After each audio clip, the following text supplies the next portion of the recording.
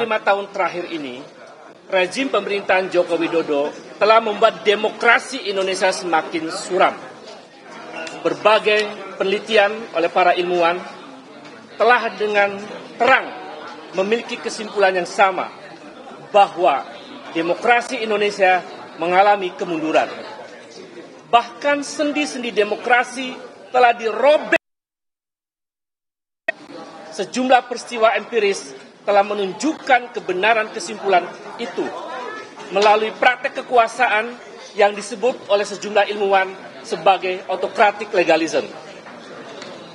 Di antara peristiwa empiris tersebut adalah revisi Undang-Undang KPK tahun 2019, pembuatan Omnibus Law Undang-Undang Cipta Kerja tahun 2020, putusan Mahkamah Konstitusi nomor 90 tahun 2023 yang memberikan karpet merah demi untuk putra mahkota, sejumlah represi yang dilakukan terhadap akademisi, terhadap mahasiswa, terhadap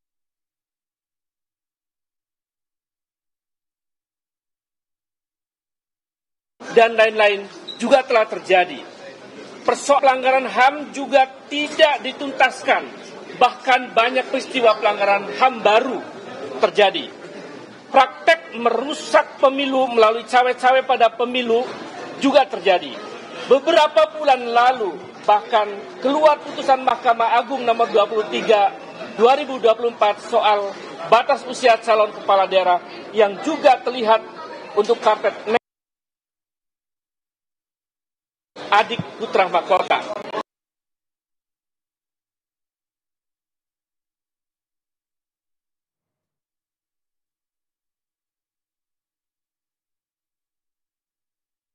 Dan DPR telah menjadi alat kekuasaan untuk membegal putusan Mahkamah Konstitusi yang baru saja diputuskan. Yang putusan MK itu adalah putusan yang konstitusional. Karena itu adalah tragedi pembegalan konstitusi.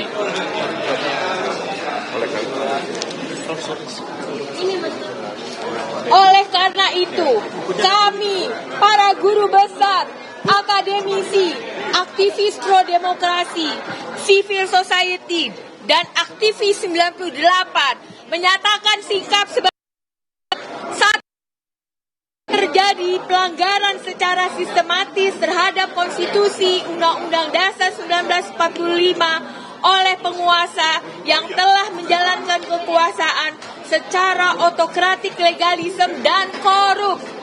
2. Memberikan dukungan kepada putusan Mahkamah Konstitusi yang pro-demokrasi. Putusan nomor 60 maupun 4. Mahkamah Konstitusi, pengawal konstitusi dan demokrasi harus berdiri tegak untuk menjunjung tinggi konstitusi dan menegakkan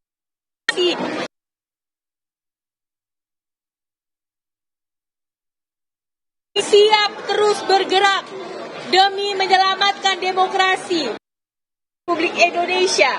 Demikian pernyataan ini kami buat demi konstitusi dan demokrasi. Jakarta 22 Agustus 2024. Terima kasih.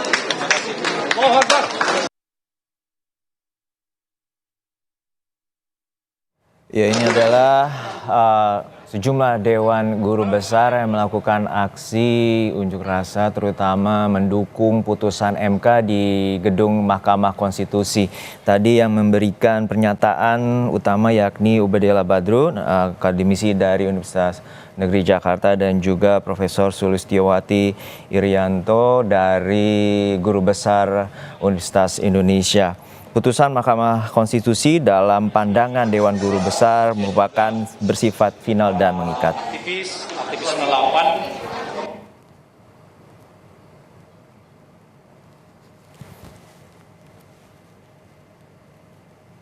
Baik, kita tampaknya mengalami gangguan teknis di gedung Mahkamah Konstitusi. Tadi Dewan Guru Besar dari sejumlah elemen universitas di Indonesia melakukan aksi support moral ya, dorongan bagi Mahkamah Konstitusi terkait dengan putusannya. Baik, kita dengarkan kembali.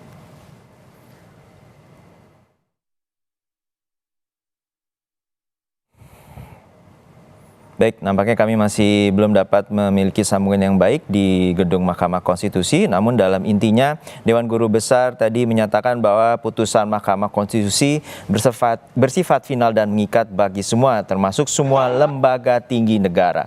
Pembahasan revisi Undang-Undang Pemilihan Kepala Daerah mengabaikan putusan MK nomor 60.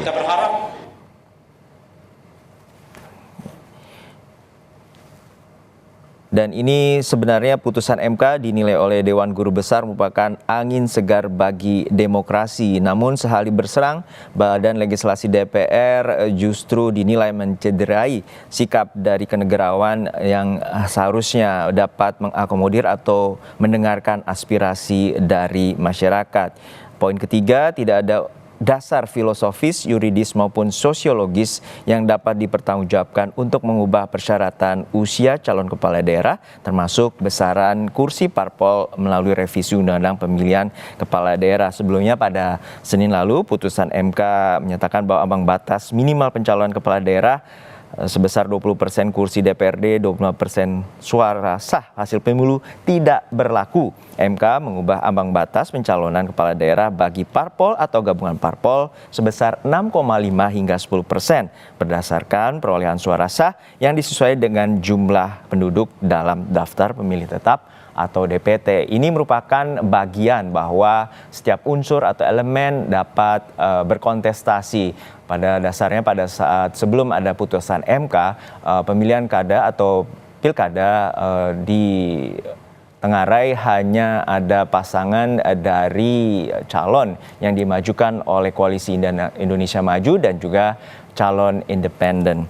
Dan berikutnya juga putusan MK menyatakan bahwa penghitungan syarat usia minimal calon kepala daerah dilakukan sejak KPU menetapkan pasangan calon, bukan sejak calon terpilih dilantik.